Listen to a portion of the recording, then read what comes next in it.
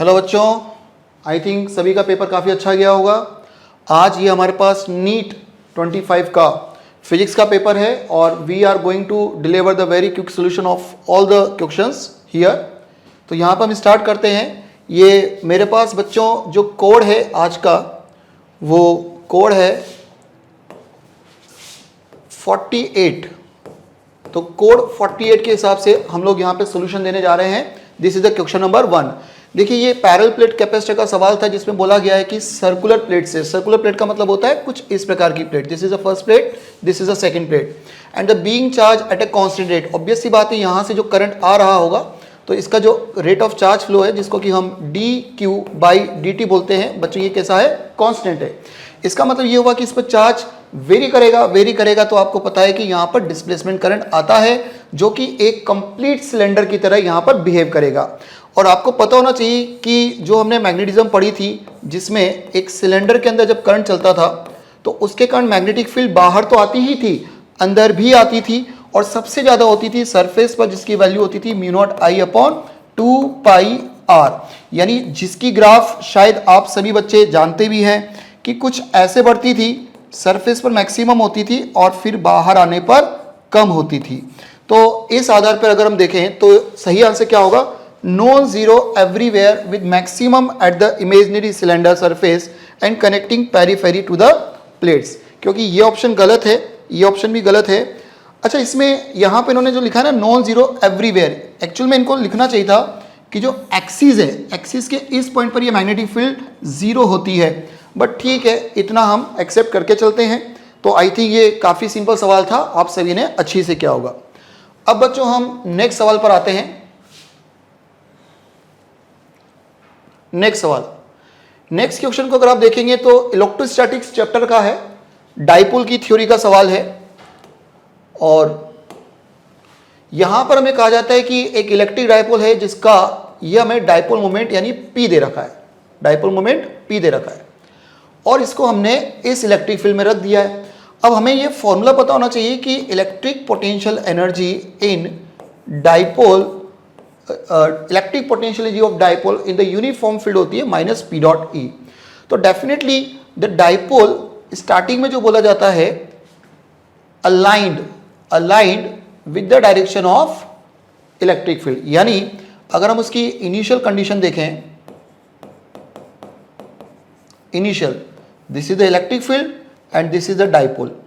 तो यहां से बच्चों आप देख सकते हैं कि जो इसकी इनिशियल पोटेंशियल एनर्जी आएगी वो -PE निकल कर आएगी। ठीक है, माइनस का PE, क्योंकि cos 0 बन जाएगा। और बाद में बोलता है कि this is the electric field and dipole को हम लोगों ने बच्चों 60 डिग्री पर घुमा दिया है, 60 डिग्री पर। तो यहां से जो फाइनली पोटेंशियल एनर्जी निकल कर आएगी वो PE cos 60 निकल कर आएगी, मतलब -PE/2 निकल कर आएगी। अब देखिए, यहां पूछा आपसे चेंज सभी को पता होना चाहिए, फाइनल माइनस इनिशियल होता है। तो फाइनल ये डेटा है और इनिशियल -PE है। तो जब आप इसकी वैल्यू को सब्स्टिट्यूट करेंगे तो बच्चों आपको आंसर कौन सा आ जाएगा यहां पर। और उसके बाद जब डेटा को पुट करेंगे तो यानी जो चेंज निकल कर आ गया है आपके पास PE/2 आ गया। Just substitute the value of P and E, तो आपको यहां से बच्चों आंसर आ जाएगा 1 जूल। ये भी काफी आसान सवाल था, थोड़ा सा कैलकुलेशन थी। ठीक है, नेक्स्ट सवाल पे आते हैं बच्चों, बिना टाइम वेस्ट करें।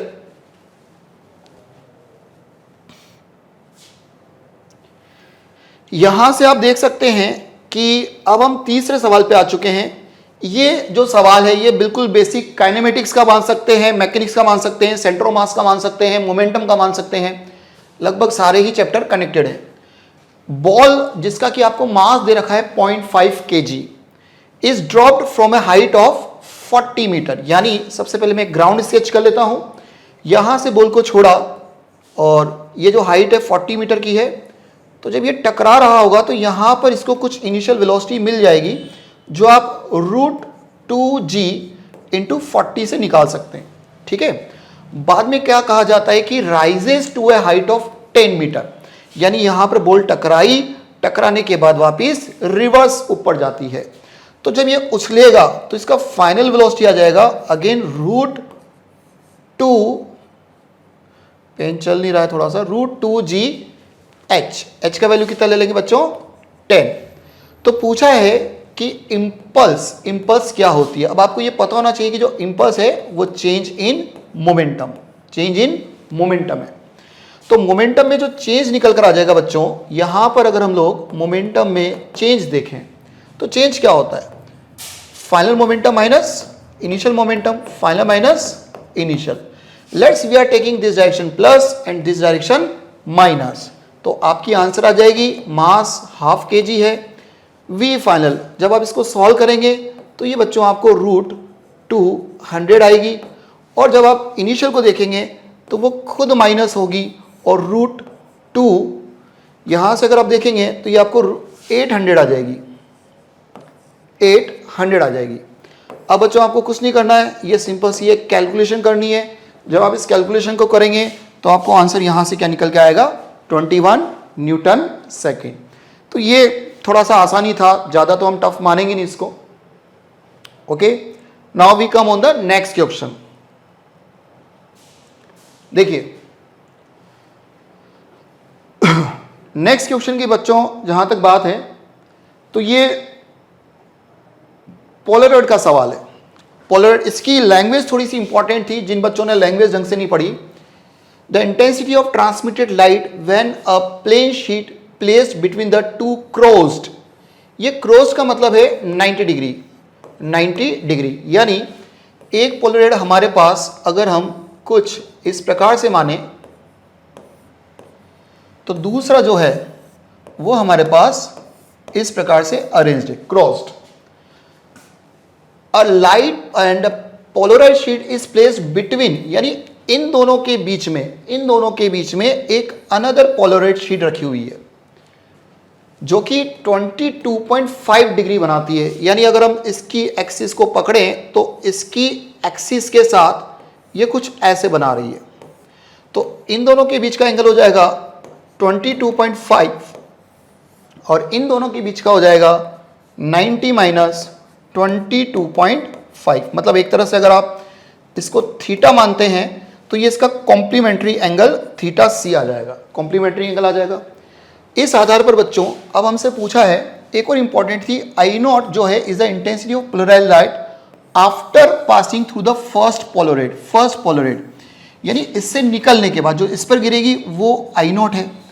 तो नाउ हम सभी को पता है कि जब इससे लाइट निकल के इस पे जाएगी और फिर इससे जाएगी तो यहाँ पर जो पहली ट्रांसमिशन एक्सिस लेगी वो हो जाएगा I0 cos स्क्वायर 22.5 इंटू, फिर जब नेक्स्ट वाले पे जाएंगे तो हो जाएगा cos स्क्वायर 67.5, और जब आप इसको सॉल्व करेंगे तो बच्चों आपको आंसर निकल कर ये वाला आ जाएगा।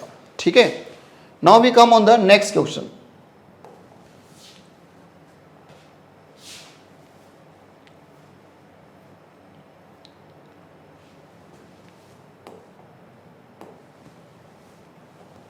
ओके, ये बेसिक काइनेमेटिक्स का सवाल है कि two kinetic energy, the kinetic energy of the two similar cars A and B.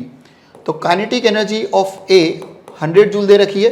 थोड़ा सा इस बार मानना पड़ेगा कि फिजिक्स का जो पेपर था वो थोड़ा सा लेंथी या कैलकुलेशन साइड पर था, 225 जूल। ठीक है, ऐसा करके ये 225 जूल आ गया। On applying the brakes, basic kinematics का सवाल है, v स्क्वायर बराबर u स्क्वायर प्लस 2as। तो जब गाड़ी रुक जाएगी तो v स्क्वायर बराबर u स्क्वायर माइनस 2as, ये हमारे पास सिंपल सी इक्वेशन होती है, सभी बच्चों को पता होगा। इस इक्वेशन से पूछा है कि F A and F B का रेशियो बताइए। तो F A upon F B, देखिए यहां पर उन्होंने एक सिमिलर वर्ड बोल दिया, सिमिलर, इसका मतलब मासेस दोनों का इक्वल है। तो मासेस इक्वल है तो आंसर होगा acceleration of A divide by acceleration of B. Acceleration you can find from this equation, यानी यू ए का square upon S A whole divided by U B का स्क्वायर अपॉन एस बी। अब बच्चों आपको कुछ नहीं करना है, अगर आप काइनेटिक एनर्जी देखें तो kinetic energy of A upon kinetic energy of B, ratio देखेंगे तो हाफ से हाफ कट जाएगा, एम से एम कट जाएगा और ये होगा U A upon U B का whole square. So the simple answer is S B upon S A into U A upon U B का होल स्क्वायर। अब आपको सॉरी यहाँ पे हम चाहें तो काइनेटिक एनर्जी लिख सकते हैं,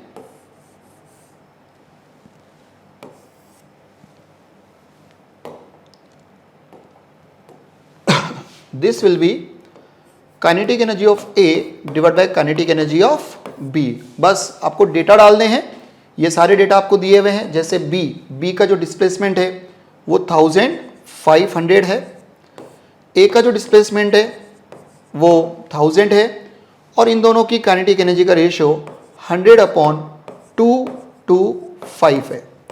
तो यहाँ से जब आप सिंपल सी इस कैलकुलेशन को करेंगे बच्चों, तो जैसे यहाँ से कट जाएगा पूरा 75 से काटेंगे, तो 75 से जब आप रेशियो लेंगे तो ये रेशियो 2/3 निकल कर आ जाएगा। तो ज़्यादा टफ नहीं था, आसानी कैटेगरी में हम इसको कंसिडर करते हैं। नेक्स्ट क्वेश्चन पे आते हैं बच्चों, बिना टाइम वेस्ट करे।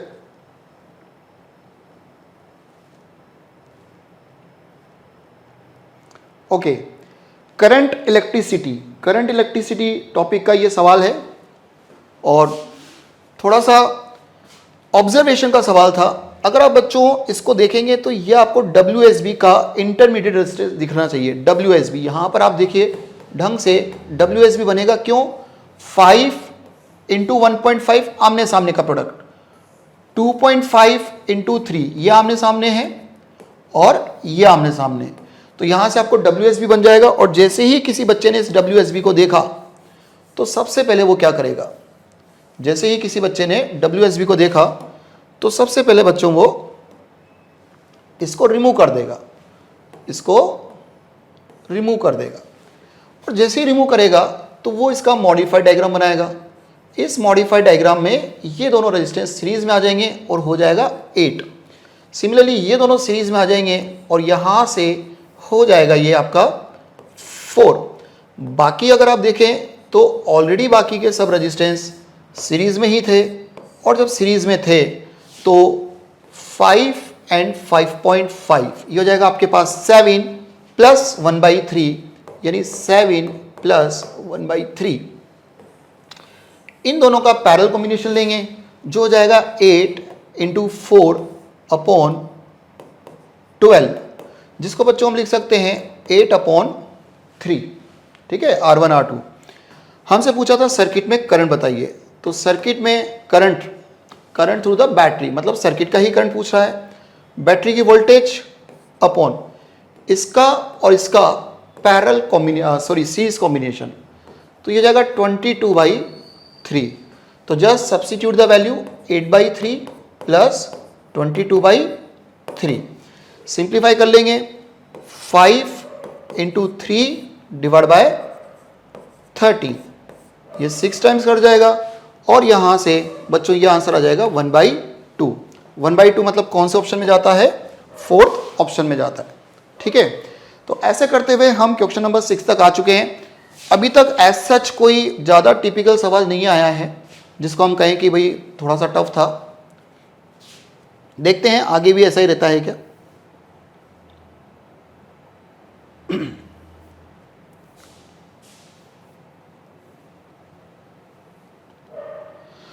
ओके, ये हीट ट्रांसफर का सवाल है जो लगभग करंट इलेक्ट्रिसिटी की ही थीम पर होता है।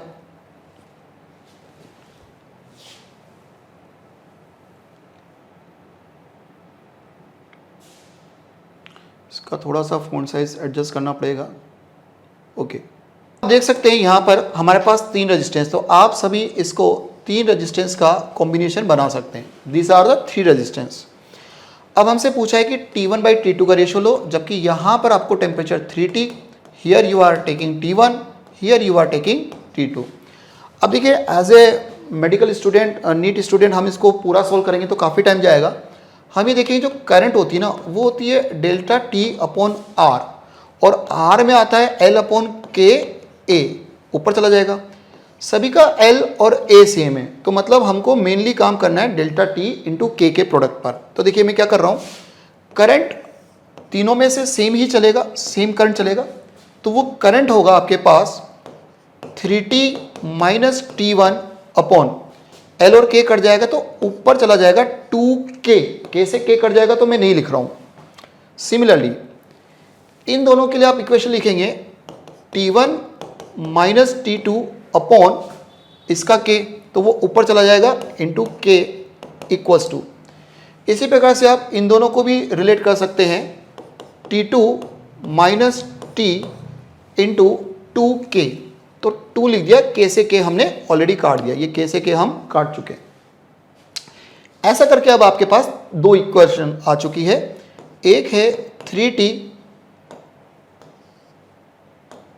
एक है 2 से मल्टीप्लाई करेंगे तो 6t minus 2t1 equals to t1 minus t2, okay. और दूसरी इक्वेशन है बच्चों t1 minus t2 is same as 2t2 minus 2t। अब इन दोनों इक्वेशन को हमें सॉल्व करना है। सॉल्व जब आप करेंगे, फाइनली देखिए मैं कर देता हूं फटाफट से आपके लिए।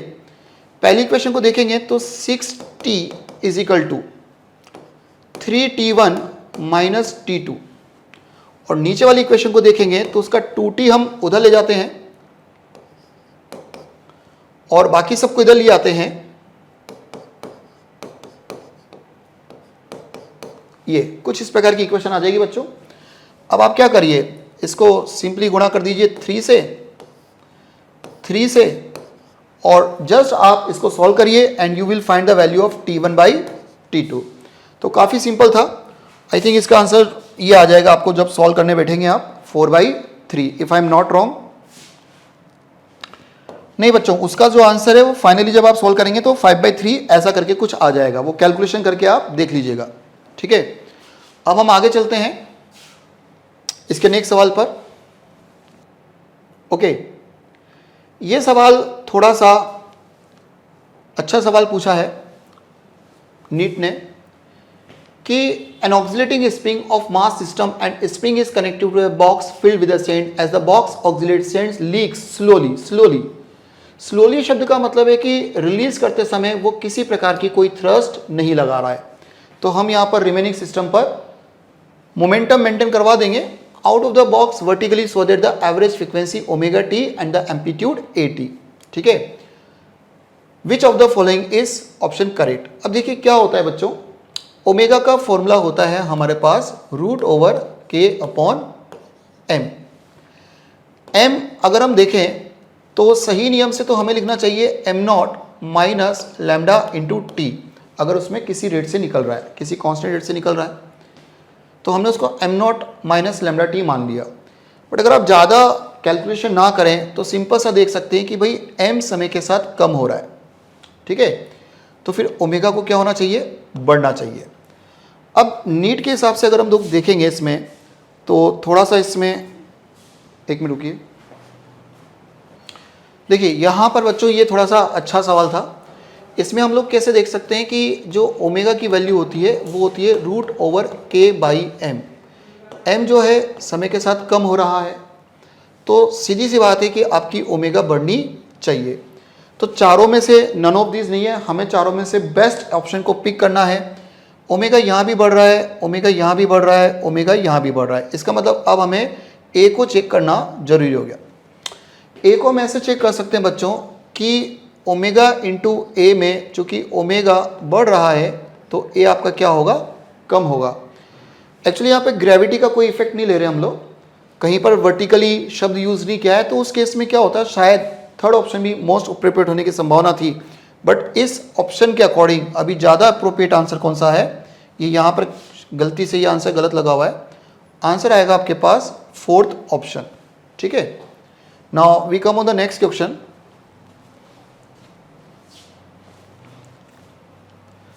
ये काफ़ी सिंपल सवाल था। करंट दे रखा है, उसका रेट ऑफ चेंज दे रखा है, तो अगर आप इक्वेशन लिखते हैं V A minus L D I upon D T minus 5, current के डायरेक्शन में जाएंगे तो माइनस का 2 into I is equal to V B. V A minus V B पूछा गया है, तो V A minus V B is equal to, फॉर्मूले में जस्ट वैल्यू डालनी है एल की वैल्यू आपको सवाल में ही 1 दे रखी है। D I by D T is a rate at which the current is increasing, उधर जाके ये प्लस का 5 हो जाएगा, प्लस का 2 हो जाएगा। ठीक है बच्चों, और यहां पर आपको जो करंट की वैल्यू है वो भी आपको 2 दे रखी है, तो ये 1 plus 5 plus 4, so the correct answer is 10। कौन सा ऑप्शन में आ जाएगा? सेकेंड ऑप्शन में। सिंपल सवाल था, टाइम वेस्ट नहीं करेंगे, थोड़ा सा नेक्स्ट जल्दी से जल्दी चलेंगे। ओके, ये थोड़ा सा अच्छा सवाल आप बोल सकते हो कि particle of mass m is moving with a constant force F pulling it towards origin. तो जैसे कि हम किसी इलेक्ट्रॉन को देखते हैं, वहाँ पर हम कूलाम्बिक फोर्स मानते थे, कूलाम्बिक की बजाय इन्होंने यहाँ पर एक कांस्टेंट फोर्स F बोल दिया, तो F की वैल्यू क्या हो जाएगी बच्चों? mv² upon r। ठीक है, net force toward centre circular motion के कॉन्सेप्ट से। At the same time examiner ये भी बोल रहा है आपसे कि nth ऑर्बिट में पार्टिकल की Bohr model, the radius r of the nth model क्या होगी। अब चूंकि बोहर मॉडल हमें बोल दिया है, तो बोहर मॉडल में तो mvr by default nh upon 2 पाई के बराबर होता है। पूछा है कि रेडियस और v का फंक्शन बताओ। तो बच्चों कैलकुलेशन फास्ट करने के लिए मैं अज्यूम कर लूँगा कि मैं इस इक्वेशन को स्क्वायर कर देता हूँ। तो मैंने पूरी इक्वेशन को स्क्वायर कर दिया और दोनों को कर दिया डिवाइड। अच्छा, ये वाला r और नीचे वाला r दोनों सेम है। जब आप दोनों इक्वेशन को डिवाइड कर देंगे तो जाएगा 4 pi square f whole divided by, नीचे आ जाएगा आपका n square h square is equal to, देखिए v स्क्वायर ऊपर भी है, v स्क्वायर नीचे भी है, कैंसिल आउट हो जाएगा। m मुझे चाहिए भी नहीं क्योंकि मुझे बस प्रोपोर्शनलिटी चेक करनी है, मास तो कांस्टेंट ही रहा होगा। नीचे r इंटू आर स्क्वायर, ये data proportional to the r cube आ जाएगा। इसका मतलब r क्यूब जो आ गया बच्चों proportional to the n square आ गया, या r जो प्रोपोर्शनल आ गया वो n की पावर 2/3 आ गया। अब अगर मैं पेपर दे रहा हूं तो बस मैं इतना सा ऑप्शन चेक करूंगा जो मुझे पहले ऑप्शन में दिख रहा है और मैं आगे बढ़ जाऊंगा। फिर भी अगर किसी को वहां पर n और v में भी डिपेंडेंसी चाहिए तो करना कुछ नहीं था, ये जो आपने लिखा था NH अपॉन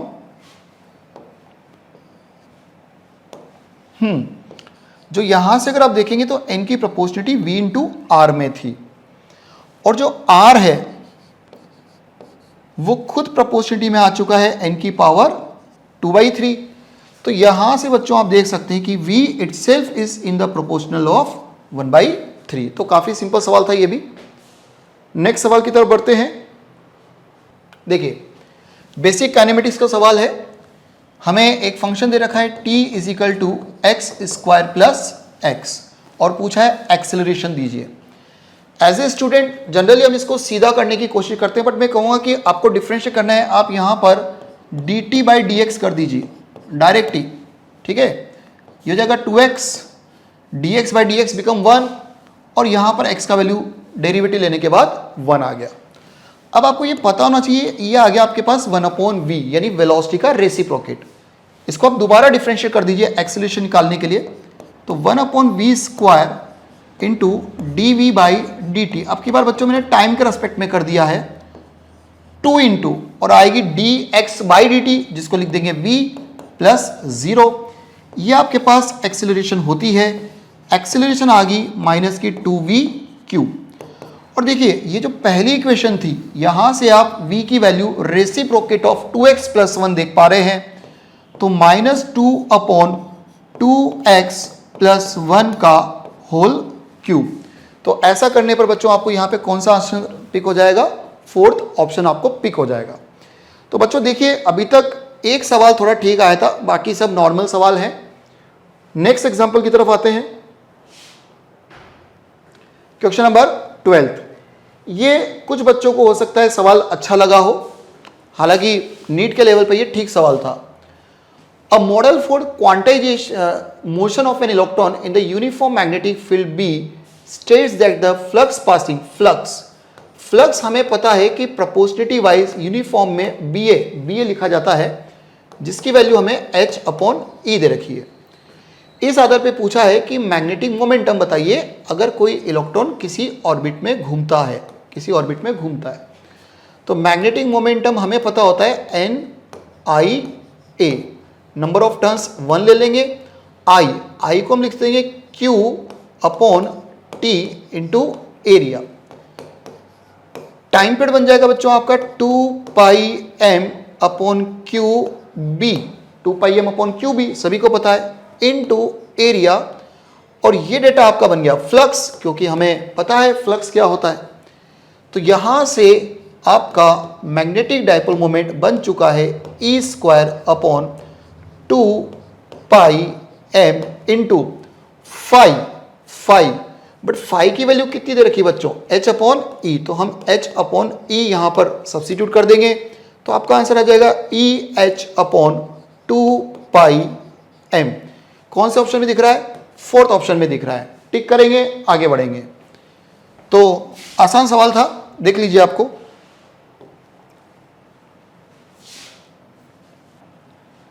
ओके, देखिए यहां पर 2 लेंसेज हैं, एक जिसको कि हम आई पीस बोलते हैं, दूसरा जिसको कि हम ऑब्जेक्टिव बोलते हैं।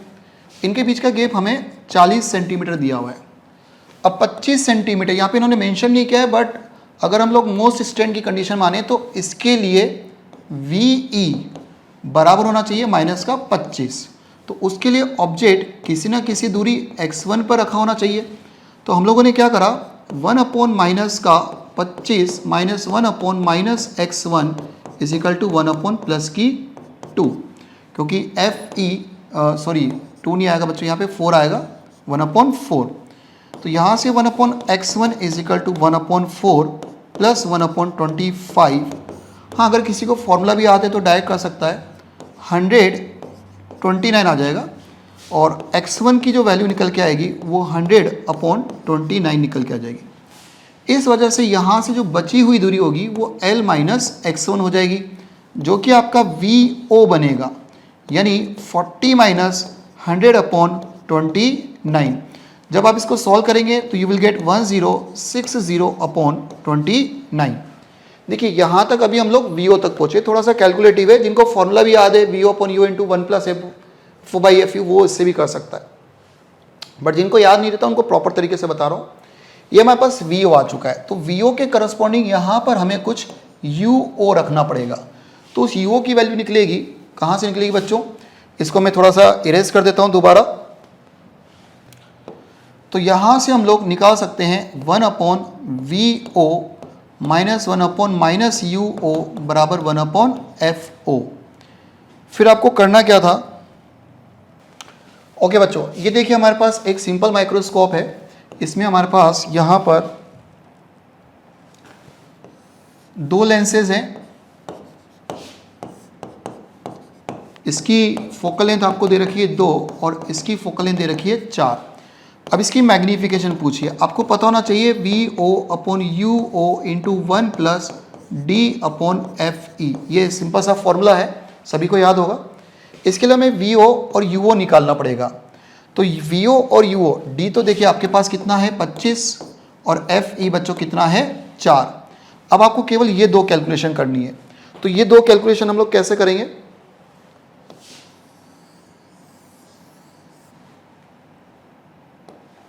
सबसे पहले हम इसके लिए जो UE है वो -25 ले लेंगे, क्योंकि लीस्ट डिस्टेंस के हिसाब से उसने डेटा पूछा गया है। तो यहाँ पर 1/VE यहाँ पर जो VE है वो हम -25 लेंगे, और ये दूरी हम लोग कुछ x1 मान लेते हैं। तो 1/VE -1/-x1 is equal to 1/+4। यहाँ से जब आप x1 की वैल्यू निकालेंगे तो यू विल गेट 100/29। x1 के बाद ये चीज़ जो है ये आपका VO होता है। तो यहाँ से आपको VO की जो वैल्यू है वो आ जाएगी बच्चों 40 - 100/29। तो जब आप इसको पूरे को सॉल्व करेंगे यू विल गेट 1060 अपॉन 29, ठीक है। ये आपके पास VO की वैल्यू, यहाँ से आपको VO की वैल्यू निकल के आ चुकी है। अब आपको UO की भी वैल्यू चाहिए, तो UO की वैल्यू के लिए हम लोग क्या करेंगे, इस लेंस के लिए दोबारा फॉर्मूला लिखेंगे। तो 1 upon VO minus 1 upon minus UO is equal to 1 upon FO। VO का वैल्यू है आपके पास 1060, ये ऊपर जाकर हो जाएगा बच्चों 29, minus minus plus 1 upon UO बराबर 1 अपॉन FO दैट इज 2।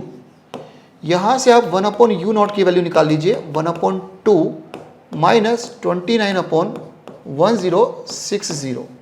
तो यहाँ से जब आप U0 की वैल्यू सॉल्व करेंगे आपको आ जाएगा 501 upon 29। If I am not wrong यही आएगा 1060, यहाँ पे आ जाएगा आपके 50। ओके, आई थिंक रेसिप्रोकेट लेना पड़ेगा इसका, थोड़ा सा मैंने यहाँ पे कैलकुलेशन एरर कर दी है। ओके, चलिए सॉल्व कर लेते हैं इसको। 1060 इंटू 530 माइनस 29, तो आपके पास UO की वैल्यू आ जाएगी बच्चों 1060 divide by 501। Yes, I did calculation mistake. तो यहाँ से आपको VO और UO का वैल्यू निकल गया। अब मैग्नीफिकेशन का जो फॉर्मूला था वो था VO हो गया 1060 upon 29 whole divide by UO 1060 upon 501 into 1 plus D by FE that is 4।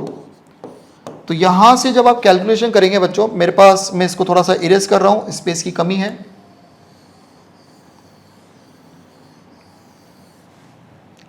तो फाइनली बच्चों आपके पास जो मैग्नीफिकेशन का फॉर्मूला निकल के आ जाएगा, ये दोनों कैंसिल आउट हो चुके हैं।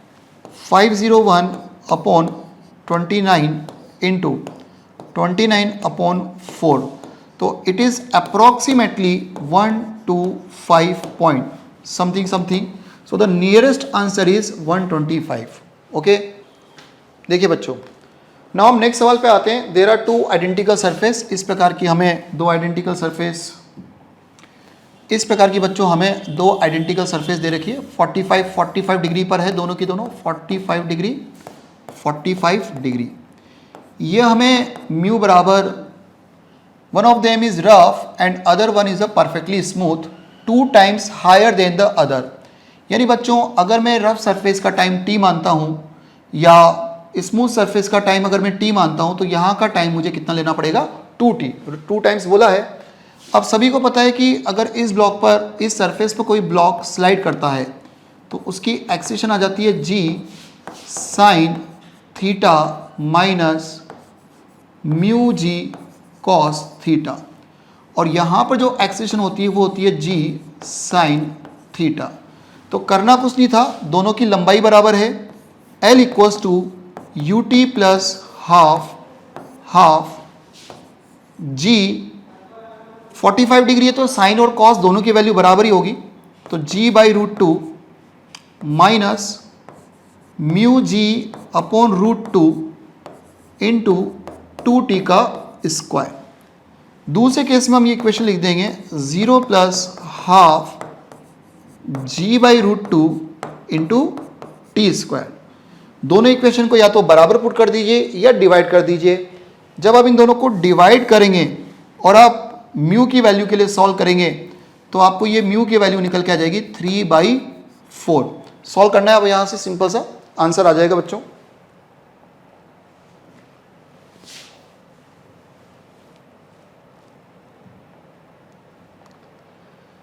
ओके, ये थोड़ा सा कंट्रोवर्सी भरा सवाल है। इसमें हमको कहा जाता है कि एक फुल वेव रेक्टिफायर है जिसमें डायोड दिए हुए हैं। तो 1 मिनट के लिए मैं, हाँ देखिए बच्चों, ये हम लोगों को एक फुल वेव रेक्टिफायर दिया हुआ है जिसमें हमें यहाँ पर इस प्रकार का एक स्ट्रक्चर है और इसके वोल्टेज की इक्वेशन दे रखी है। समय बोला है 15 मिलीसेकंड। तो जब आप 15 मिली सेकेंड इक्वेशन में डालेंगे तो आपको साइन की वैल्यू निकल के आएगी 100 पाई इंटू 15 मिली मतलब 10⁻³ यहाँ से आपको साइन की वैल्यू निकल कर आएगी, जब आप इसको सिंप्लीफाई करेंगे तो 3 पाई बाई 2 जो कि -1 होती है। -1 का मतलब ये हुआ कि उस पर्टिकुलर मोमेंट पर ये वाला टर्मिनल माइनस होगा और ये वाला टर्मिनल प्लस होगा। अब देखिए यहाँ पे ये सवाल में अच्छा, हमारे हिसाब से काफ़ी अच्छा सवाल है कि उन्होंने दोनों डायग्राम के अंदर दोनों सोलोनॉइड एक के अंदर एक नहीं शो करके बगल में शो करिए। तो प्रैक्टिकली होता क्या है कि जो इसकी फ्लक्स होगी यहाँ से ऐसे नीचे जाएगी, यानी अगर इससे ऊपर आ रही है तो इसमें से नीचे जाएगी, यानी पाई का फेज डिफरेंस लेगा। इस कारण से अगर यहाँ पोलरिटी माइनस की है तो यहाँ पोलरिटी प्लस की आएगी, और यहाँ प्लस पे होने के कारण उस समय यहाँ पे पोलरिटी माइनस की आएगी। पोलरिटी रिवर्स हो चुकी है। अब अगर ये प्लस है तो इस आधार पर ये वाला जो डायोड है हमारे पास फॉरवर्ड बाइसिंग में आ चुका है। ये सबको पता होना चाहिए। फॉरवर्ड बाइसिंग के लिए ये पता होना चाहिए कि डायोड के ये वाले साइड पर प्लस और ये वाले साइड पर माइनस होता है या ज़ीरो होता है। सेकेंडली, अगर आप नीचे वाले को देखेंगे तो इसके बैक साइड पर माइनस है और यहाँ पर प्लस है, तो इस आधार पर जो हमारा D1 है वो फॉरवर्ड बाइस हुआ और जो D2 है वो रिवर्स बाइस्ड हुआ। यहाँ पर कंट्रोवर्सी ये है कि कुछ बच्चे जल्दीबाजी में जब ये सोलोनॉइड NCERT बुक के हिसाब से बनाते हैं तो उसमें ये स्ट्रक्चर दिया होता है सोलोनॉइड का। अब यहाँ पे क्या होगा कि अगर फर्स्ट वाले की मैग्नेटिक फील्ड ऊपर है तो इसकी भी मैग्नेटिक फील्ड ऊपर ही होगी, और उस केस में यहाँ पर माइनस होने पर यहाँ पर प्लस होगा, सॉरी यहाँ पर भी माइनस ही होगा। अब अगर दोनों माइनस हो गए तो फिर यहाँ पे आंसर चेंज हो जाएगा और आंसर बनेगा 4। बट दी गए डायग्राम के अकॉर्डिंग जो नीट ने डायग्राम दिया है वहां पर मेरा मानना है कि उनको पाई का फेज डिफरेंस कंसीडर करना चाहिए, और इस आधार पर करेक्ट आंसर होगा थर्ड ऑप्शन। ठीक है, okay, let's see question number 16। Question number 16 देखते हैं। इस तरीके से बता रखा है, एक रॉड है, उस रॉड का वर्टिकल से एंगल 60 डिग्री है, फ्रिक्शन फोर्स ऐसे, नॉर्मल रिएक्शन, वेट का फोर्स 200 न्यूटन। अब इसमें हम ये जो पॉइंट है जिसके साथ ग्राउंड वॉल के साथ कांटेक्ट है, लेट्स से ए, इसके बाद टॉर्क बैलेंस करेंगे कि नेट टॉर्क अबाउट ए, उसको ज़ीरो रखना है हमें। तो ऐसे में नॉर्मल रिएक्शन का टॉर्क एन इंटू यहाँ से डिस्टेंस हो गई, रॉड की लेंथ 5 दे रखी है, 5 sin 60 माइनस फ्रिक्शन का फोर्स लिखेंगे एफ इंटू इसकी डिस्टेंस हो जाएगी 5 cos 60, और इसके बाद वेट का टॉर्क 200 इंटू लेंथ हो गई 5/2 और √3/2 इक्वल टू 0 कर देना है। और इसको जब हम लोग सॉल्व कर लेंगे, इसमें n की वैल्यू हमें वेट के बराबर रख देनी है, 200 के बराबर, जिससे सॉल्व करके हमें f की वैल्यू मिल जा रही है 100√3 newton. Hence option number 4 is correct.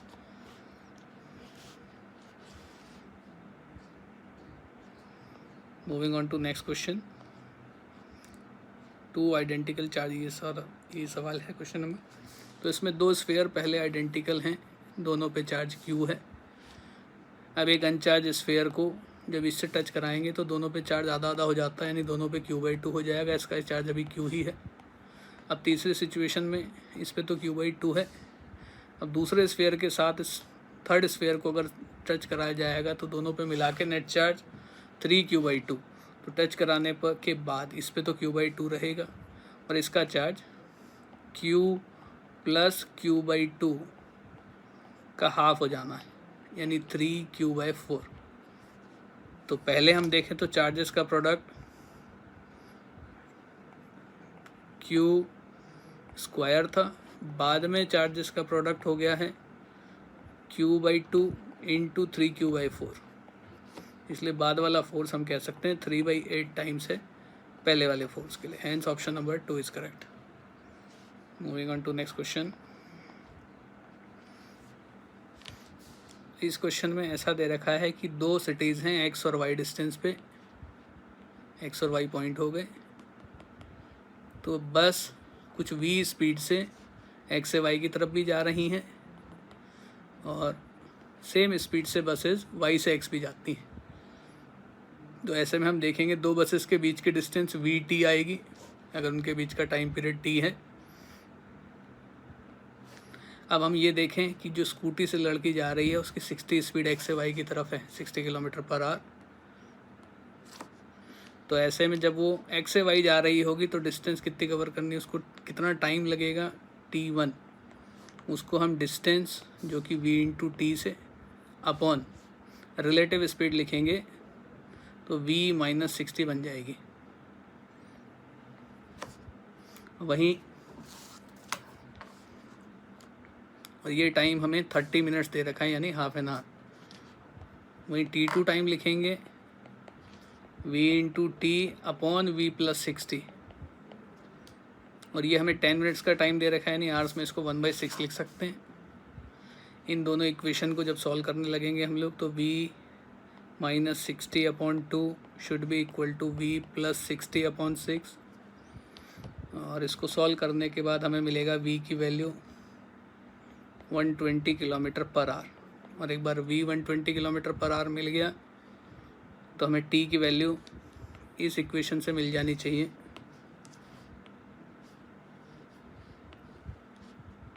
t की वैल्यू इस इक्वेशन से मिल जाएगी तो half is equal to v को 120 रख देंगे, नीचे 120 माइनस 60 और इंटू टी। ये t की वैल्यू 1/4 आवर आ रही है यानी 15 minutes. Hence speed 120 kilometre per hour. हालांकि इसी से ऑप्शन मैच हो रहा था, फिर भी हमने टाइम पीरियड निकाल लिया है। Option number 2 should B correct.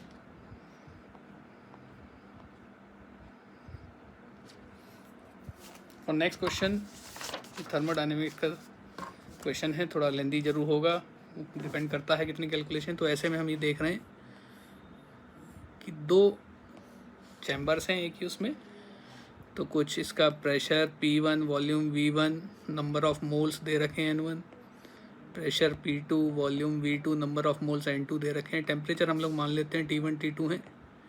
पहले हम टेम्परेचर T1 को फाइंड करेंगे। टेम्परेचर T1 हम लोग निकालेंगे P1 V1 upon N1 R से, और जब ये वैल्यू रखना स्टार्ट करेंगे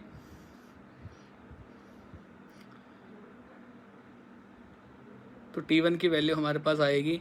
P1 की वैल्यू रखी हमने, सॉल्व करने के बाद T1 हमारे पास आ जा रहा है 2/5R। और ऐसे ही जिस हिसाब से T2 P2 V2 upon N2R, जब ये वैल्यू प्रेशर वॉल्यूम की लिखी जाएगी यहाँ पर तो हमारे पास T2 की वैल्यू सॉल्व करके 3/2R आ जा रही है। ऐसे में हम जब इंटरनल एनर्जी को कंजर्व करेंगे, इंटरनल एनर्जी सेम रखेंगे तो N1 पहले वाले का मोल्स और T minus T1, T let से फाइनल टेम्परेचर है, इक्वल टू N2 और T2 माइनस T के बराबर इसको लिख देना है।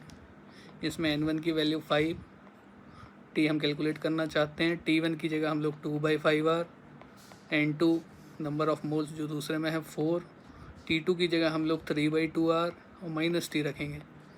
इससे सॉल्व करने के बाद हमें T की वैल्यू मिल जाएगी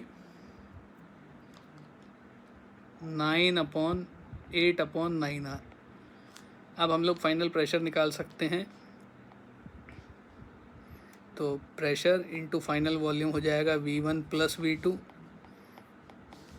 टोटल नंबर ऑफ मोल्स हो जाएंगे N1 प्लस N2 R और टेम्परेचर T के बराबर। तो ऐसे में P निकालने के लिए हम लोग N1 प्लस N2 की वैल्यू 4 + 5 रख देंगे, R T हम लोग निकाल चुके हैं 8/9R divided by V1 plus V2, volume लिखेंगे तो 2 + 3 हो जाएगा। इसको सॉल्व करने के बाद हमें प्रेशर P की वैल्यू 8/5 ATM मिलती है, जिस हिसाब से हमारा आंसर होना चाहिए 1.6 ATM। Hence option number 4 is correct. Question number 20 straight forward सवाल है। इसमें डी ब्रॉय वेवलेंथ लैम्डा को हम लोग n times circumference of orbit लिखते हैं। n हमें 2 दे रखा है, 2 पाई की वैल्यू 3.14 और आर यानी बोर्स रेडियस, उसकी वैल्यू हम लिख दे रहे हैं 0.052 और इसको जब हम लोग सॉल्व कर ले रहे हैं तो 0.653 नैनोमीटर ऐसी वैल्यू आ रही है। तो closest option should be option number 4। Next question इसी अल्टरनेटिंग करंट का स्ट्रेट फॉरवर्ड क्वेश्चन है, जिसमें हमें एक्सएल की वैल्यू 45 ओम, एक्ससी कैपेसिटिव रिएक्टेंस इसकी वैल्यू 25 ओम, आर हमें 20 ओम दे रखा है। और ऐसे में जब हम लोग फेज डिफरेंस निकालते हैं तो tan फाई को हम लोग XL minus XC upon R करके लिख सकते हैं, जो कि 45 माइनस 25 और अपॉन 20 करने पर tan फाई की वैल्यू हमें 1 मिल जाती है। tan फाई 1 मिलने से हम कह सकते हैं फाई की वैल्यू 45 डिग्री। अब हमें करंट निकालना है तो करंट को हम लोग V/Z से लिखेंगे। V की वैल्यू 220 है RMS वैल्यू, और Z को हम लोग under root XL minus XC इसका whole square plus R square से लिख सकते हैं। तो ये हमारा बन जाता है 220, और ये सभी वैल्यूज रखने के बाद ये सभी वैल्यू अगर हम रख दें तो आर जेड की वैल्यू 20√2 आ जाएगी, और इसको सॉल्व करने पर फ्रैक्शन वाइज वैल्यू 11/√2 है, जिसको 7.7 एम्पियर के आसपास हम लोग लिख सकते हैं। Hence option number should be 7.8। Fourth option का करेक्ट आंसर होना चाहिए। नेक्स्ट क्वेश्चन नंबर 22, ये स्ट्रेट फॉरवर्ड सवाल है ग्राफ का, जिसमें जो इंटेंसिटी ऑफ करंट है या इंटेंसिटी ऑफ लाइट है, करंट फोटो इलेक्ट्रिक करंट उसके डायरेक्टली प्रोपोर्शनल होता है। इसमें फोटो इलेक्ट्रिक इफेक्ट से ऐसे समझाया जाता है कि जैसे इंटेंसिटी बढ़ेगी वैसे नंबर ऑफ फोटोन्स जो आएंगे वो भी बढ़ेंगे और फोटो इलेक्ट्रिक करंट भी बढ़ेगा। तो ये तो डायरेक्टली प्रोपोर्शनल के हिसाब से ऑप्शन नंबर ए हो जाना चाहिए। और बाकी सी और डी में हम देखें, फ्रीक्वेंसी जब तक थ्रेशोल्ड फ्रीक्वेंसी से कम रहेगी तो फोटो इलेक्ट्रिक करंट हमें 0 मिलना चाहिए। तो यहाँ ओरिजिन से ग्राफ पास नहीं करेगा, इसलिए ऑप्शन नंबर डी इसका सही होना चाहिए। तो इस हिसाब से मतलब ए और डी वाले ग्राफ सही होने की वजह से option number 1 is the correct answer. ये भी स्ट्रेट फॉरवर्ड बहुत सीधा सवाल है, कई बार पूछा जाता है, इसमें कोई विशेष दिक्कत नहीं है। तो इसमें एक ओपन ऑर्गन पाइप है कि सपोज इसकी लेंथ L है, तो इसकी फंडामेंटल फ्रीक्वेंसी हम लोग सीधे सीधे 1/2L लिख सकते हैं। अब इसी ओपन ऑर्गन पाइप को जब हम वाटर में डिप कर देते हैं, हाफ लेंथ इसकी ऊपर रहती है। अब ओपन ऑर्गन पाइप में fundamental frequency V/4 into length लिखी जाती है, इसकी लेंथ L/2 हो चुकी है, जिससे फ्रीक्वेंसी V/2L वापस आ गई है। इसलिए हम कह सकते हैं जो नई फ्रीक्वेंसी हो पुरानी फ्रीक्वेंसी के बराबर है। Hence option number 4 should be correct. Question number 24, इसमें भी कुछ ऐसी दिक्कत खास है नहीं, SHM का सीधा सवाल है। 2 आइडेंटिकल पॉइंट मासेस इसमें दे रखे हैं, सबका स्प्रिंग कांस्टेंट ऐसे दे रखा है, मास दोनों का सेम, इसका भी मास सेम है। हमें ये देखा if their maximum speeds are same, तो V मैक्सिमम को हम लोग A इंटू ओमेगा से लिख सकते हैं। तो हम लोग कह सकते हैं कि A1 ω1 should be equal to A2 ω2। अब इसमें जो A1 है इसको AP बोला गया है, ω1 को हम लोग √K1/m लिख सकते हैं, और A2 को AQ बोला गया है, इसको हम लोग √K2/m लिख सकते हैं। और यहाँ से जब हम लोग AQ/AP कैलकुलेट करेंगे, इसकी वैल्यू √K1/K2 यानी ऑप्शन नंबर 2 आ जाएगी। क्वेश्चन नंबर 25 में जिस तरीके से लॉजिक गेट का सिंबल है, इसमें ट्रूथ टेबल बना के भी कर सकते हैं और बूलियन एक्सटेंशन से भी इसको अप्रोच करा जा सकता है। तो इसमें जब हम मान लेते हैं सपोज कि ये जो आउटपुट है इसको P मान लेते हैं, इसको Q मान लेते हैं, तो जो P आउटपुट है इसके बीच में A और B के बीच में नॉर गेट लगा है, तो इसको हम A + B का बार लिख सकते हैं। और Q जो आउटपुट है उसमें A और B में एंड गेट लगा है, नैंड गेट लगा है, तो उसको हम A एंड B का बार लिख सकते हैं। जो y है वो P और Q के लिए एंड गेट का फंक्शन है, तो हम P और Q की वैल्यू जब इसमें रखते हैं तो ये A + B bar dot A into B बार बन जाता है। अब यहाँ डिमॉर्गन्स थ्योरम यूज़ करके इसको A बार इंटू B बार लिखा जा सकता है, और इसको A बार + B बार लिखा जा सकता है। जब इसको एक्सपेंड करेंगे हम लोग A बार डॉट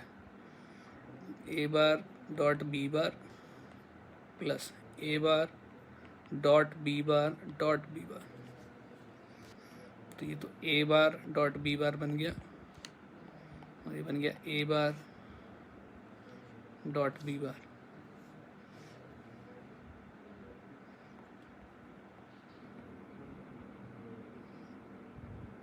इसको ऐसे और डिमॉर्गन थ्योरम इसमें लगा दें हम लोग, तो इसको ए बार प्लस बी बार करके लिखा जा सकता है, जिससे दिखाई पड़ रहा है कि ये नॉर गेट होना चाहिए।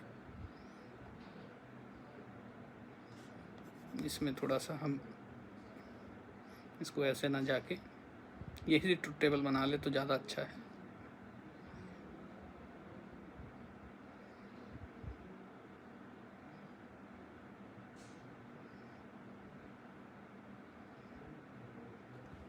तो ऐसे जब इसका ट्रुथ टेबल हम लोग बनाते हैं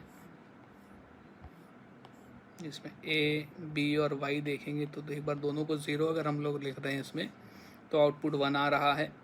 इसको 1 0 0 1 इस तरीके से आउटपुट देखें तो बाकी आउटपुट 0 आ जा रहे हैं। तो ये आउटपुट हमारा नॉर गेट का है, हेंस इसका ऑप्शन नंबर 2 करेक्ट होना चाहिए।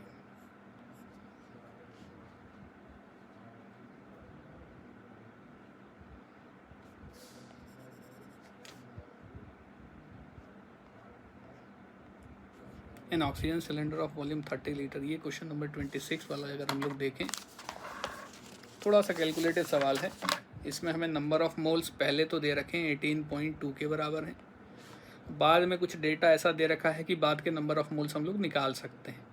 उसमें हम N2 को हम PV/RT से अप्रोच करेंगे, जिसमें प्रेशर हमें ये ध्यान देने की बात है कि 11 एटमॉस्फेरिक प्रेशर गेज प्रेशर है, तो एब्सोल्यूट प्रेशर यहाँ पर 12 एटमॉस्फेरिक प्रेशर लिया जाएगा। तो 12 × 1.01 × 10⁵, इसको 12 1.01 × 10⁵ को ऐसा यूनिट में कर लिया। वॉल्यूम हम लोग 30 लीटर है, तो 30 × 10⁻³ इसको लिख देंगे अपॉन आर की वैल्यू 100/12 जो दे रखी ये है, और टेम्परेचर 27 डिग्री सेल्सियस है, उसको केल्विन में 300 रखेंगे। इससे सॉल्व करने पर हमें N2 की वैल्यू 14.544 मिल रही है। अब कितनी गैस एस्केप कर गई, नंबर ऑफ मोल्स हम लोग निकाल सकते हैं N1 - N2 से, और 18.2 - 14.544 हम लोग करेंगे तो इससे हमें वैल्यू मिलेगी 3.656। तो इतने मोल अगर एस्केप कर गए तो मास कितना एस्केप करा होगा, उसके लिए हम 3.656 को ऑक्सीजन के मोलर मास से मल्टीप्लाई कर देंगे, मॉलिक्यूलर मास से, जिससे हमें अब m की वैल्यू मिल रही है 116.9 ग्राम के आसपास। तो closest option is first option.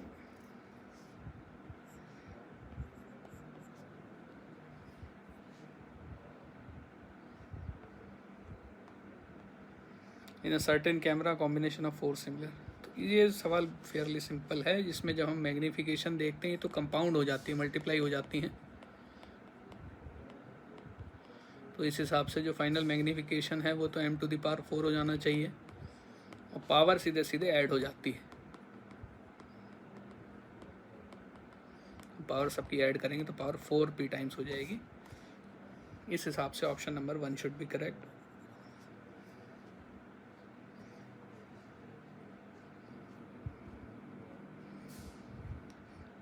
अब इसमें सवाल को केवल थर्मोडायनामिक जैसा लग रहा है, ऐसा बनाया गया है, बाकी ऐसा कुछ है नहीं कि गैस हैं, सिलेंडर हैं, दोनों का रेडियस कुछ अलग अलग है, इसका RA और इसका RB, इन दोनों में पिस्टन लगा हुआ है।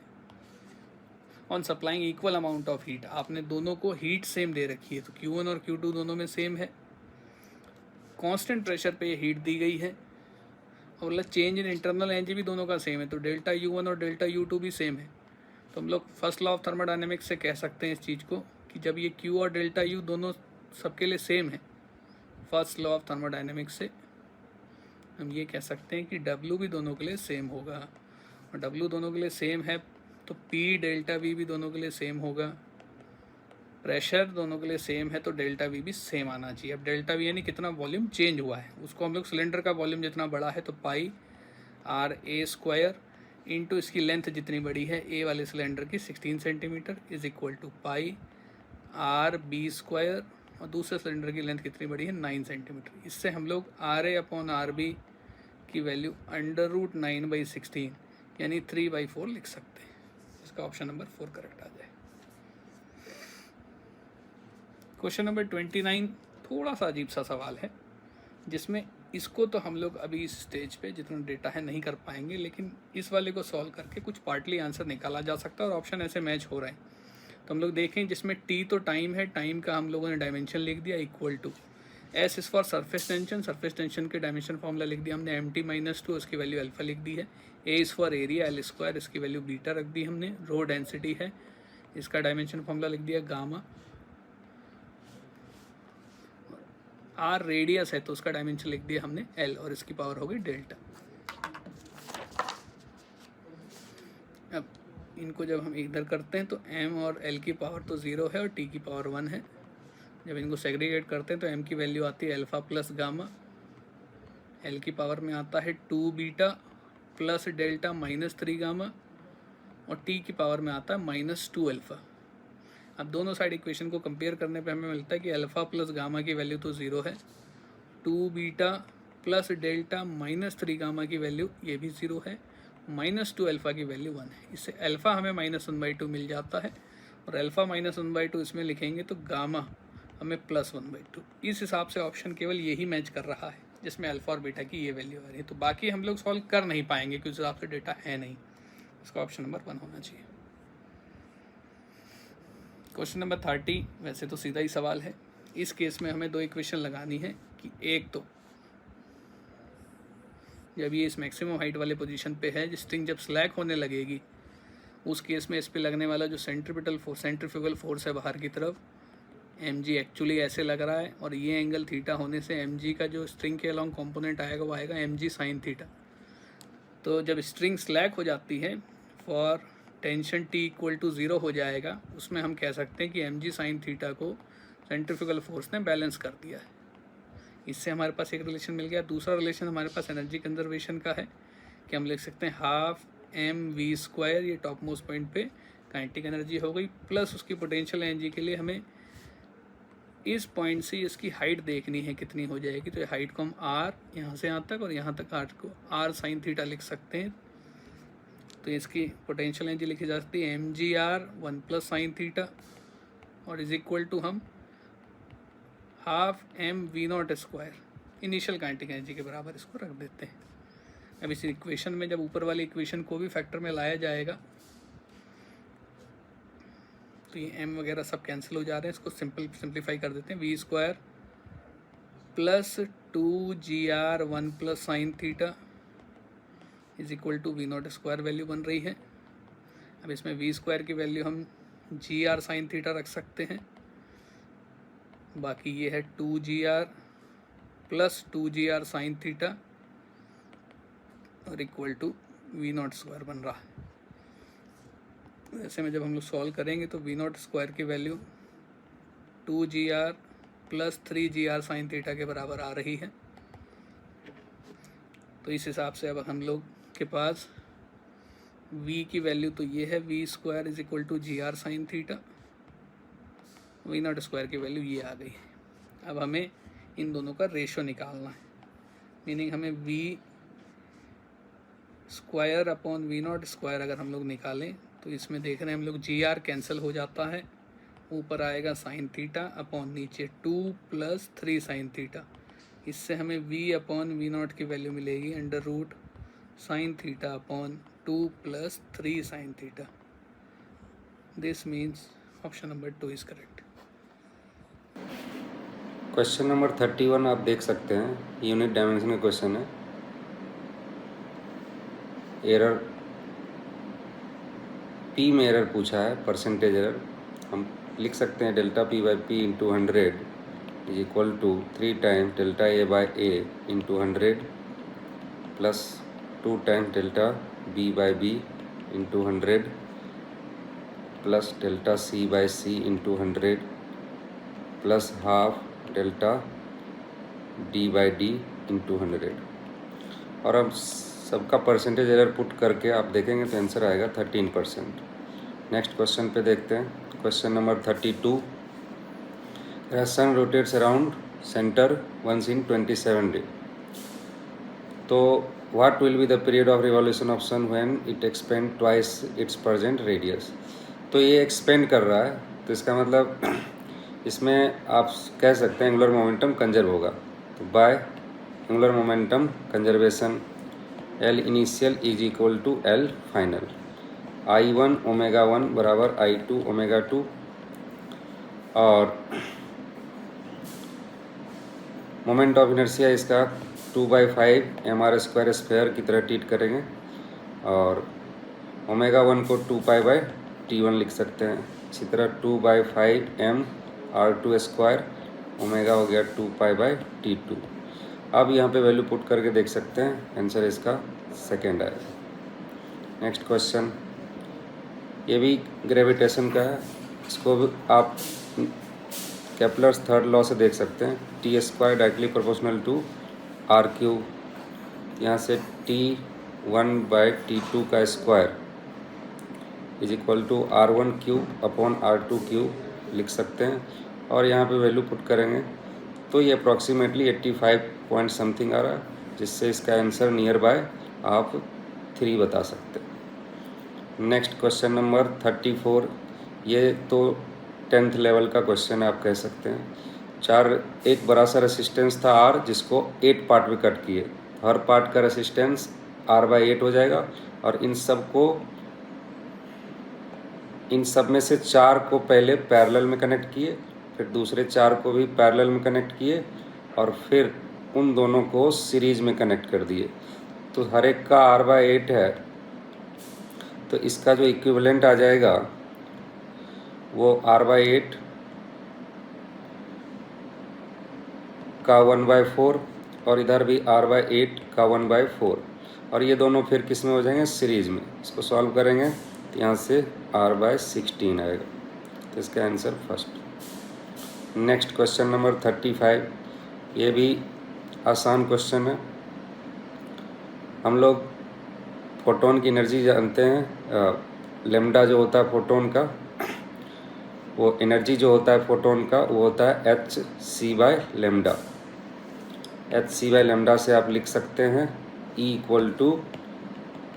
hc/λ, तो लैम्डा जो होगा फोटोन का वो hc/E हो जाएगा। सिमिलरली इलेक्ट्रॉन का जो वेवलेंथ आएगा वो आप लिख सकते हैं h/mv, और mv को हम लिख सकते हैं √2m। एनर्जी दिया है, सेम है दोनों का, और यहाँ से आप रेशियो निकालेंगे लैम्डा pH और लैम्डा E का रेशियो, तो ये ऑप्शन आएगा सॉल्व करके फर्स्ट, यानी C √2m/E। नेक्स्ट क्वेश्चन 36, ये रोटेशन का क्वेश्चन है। इसको आप देख सकते हैं, इसमें पूरे स्फेयर का, फुल स्फेयर का मास मान लीजिए m, तो जो रिमूव पोर्शन है, रिमूव स्फेयर, उसका मास आप देख सकते हैं रेडियस के अकॉर्डिंग m/8 हो जाएगा। तो मोमेंट ऑफ इनर्शिया पहले हम फुल का निकाल लेते हैं। फुल का क्या हो जाएगा, 2/5 m 2r का स्क्वायर, और रिमूव वाले का मोमेंट ऑफ इनर्शिया ये हो जाएगा 2/5 m/8 और r square plus parallel axis theorem में जाना होगा m/8 r स्क्वायर, और फिर आप मोमेंट ऑफ इनर्शिया पूछा है रिमूव अपॉन जो बचा हुआ पोर्शन है। बचा हुआ कैसे निकालेंगे, फुल में से रिमूव को माइनस करके, और इससे सॉल्व करेंगे तो इसका आंसर 7/57 आ जाएगा। नेक्स्ट क्वेश्चन देखते हैं। ये तो आसान क्वेश्चन है।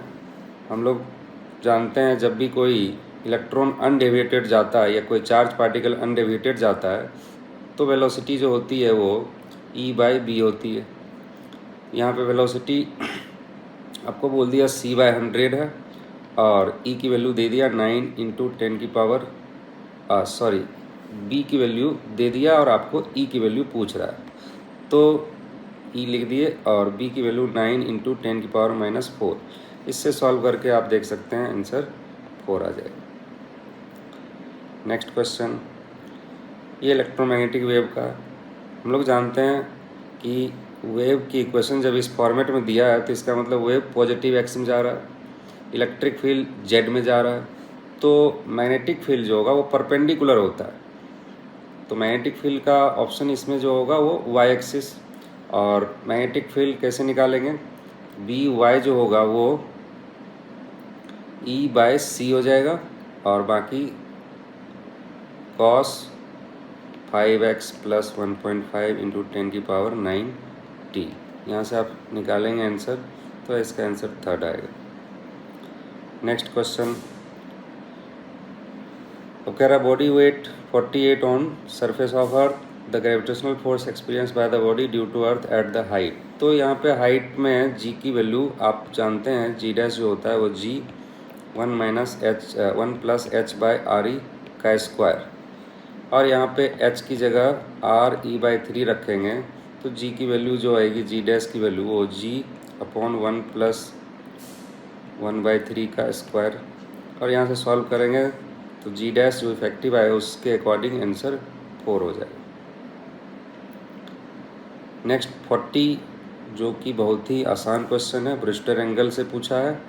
तो हम लोग जानते हैं जब भी ब्रिस्टर एंगल पे लाइट आती है तो रिफ्लेक्टेड लाइट पोलराइज हो जाती है, और ब्रिस्टर एंगल जो होता है 10 IP is equal to mu, तो 10 IP is equal to mu जो है वो 1.73 यानी √3 है, तो IP यहाँ से 60 डिग्री आ जाएगा, तो इसका ऑप्शन थर्ड सही हो जाएगा। नेक्स्ट क्वेश्चन, अब इस क्वेश्चन को आप नोडल मेथड से कर सकते हैं। अगर यहाँ पे जीरो पोटेंशियल मान लें 0 वोल्ट, यहाँ 50 वोल्ट ले लेंगे, यहाँ का पोटेंशियल x और यहाँ का x, और यहाँ पे सॉल्व करेंगे x चारों तरफ का करंट का सम 0 करेंगे हम यहाँ से, x minus 50 divided by 1, x minus 50 divided by 3, x minus 0 divided by 2, x minus 0 divided by 4 equal to 0, और यहाँ से सॉल्व कर लेंगे तो x की वैल्यू आ जाएगी, देख लीजिएगा आप, और x से यहाँ पे करंट निकाल लेंगे, तो करंट निकाल के इसका ऑप्शन 4 आएगा।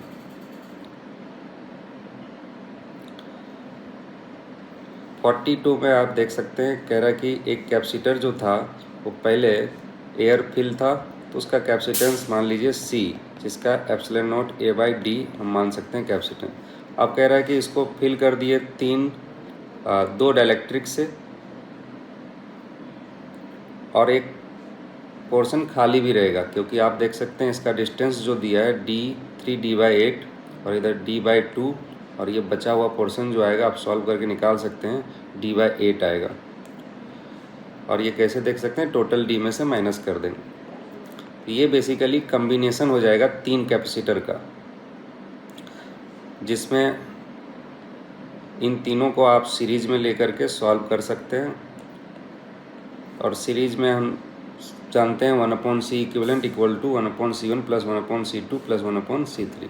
इसका C1 जो आएगा वो एप्सिलॉन नॉट, इसमें डाइलेक्ट्रिक K1 वाला है, इसमें K2, epsilon not A K1 upon 3D/8।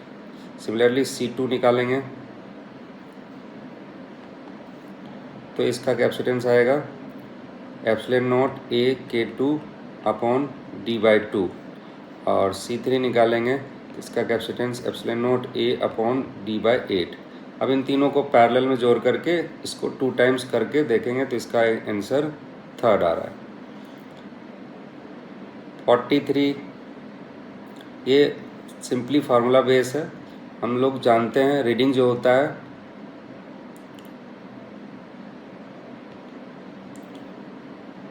वो MHD है, MHD प्लस VHD और नंबर ऑफ कोइंसिडेंट्स,